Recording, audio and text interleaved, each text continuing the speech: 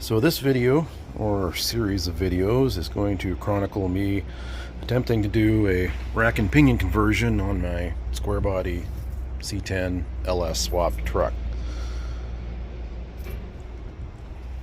I'm going to start off with this rack here. So this is from a 2001 Dodge Dakota pickup. I chose it because it's fairly narrow. The pipes are kind of in the right place, and the mounting style suits what I want to do here. We'll see how it works out. Of course, I got to get it in there and avoid all the components on the engine and the balancer and everything, and hopefully have the steering shaft come up in a suitable way that we don't have too many funny kinks or hideous angles in it. My plan is to get the main body of the rack about in the same kind of location as the stock drag link bar is, so which is very close to the cross member.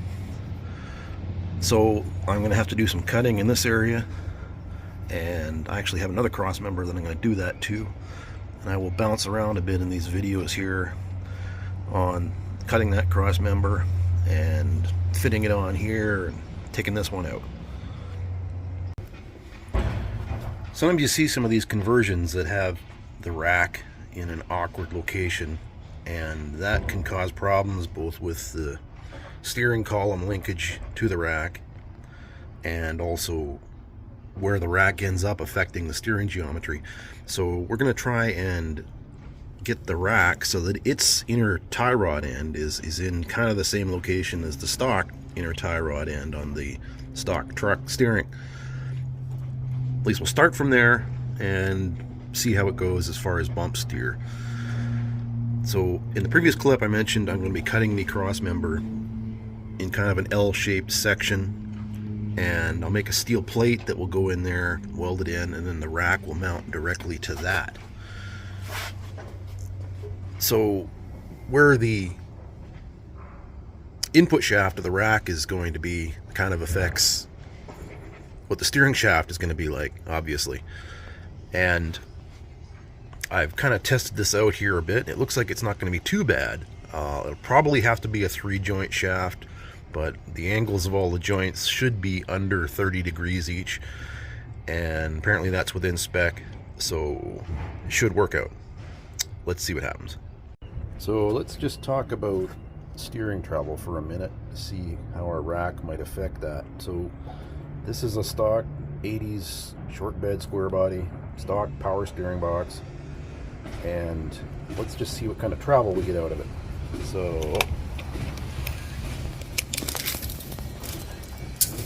crank her over one side there,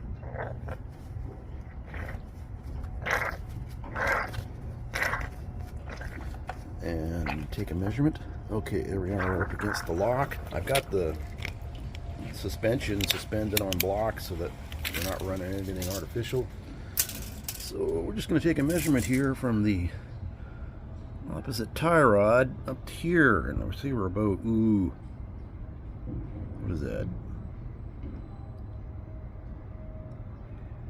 25 3/4 ish, the bottom of the frame rail there.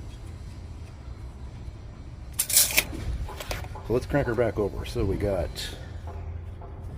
the big stud down there. We got 1,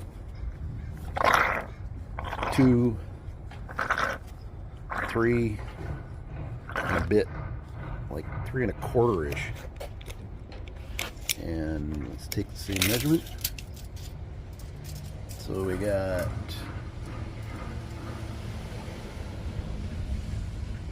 18 and what? Oh, it's hard to see on camera there, but it's like 18 15/16.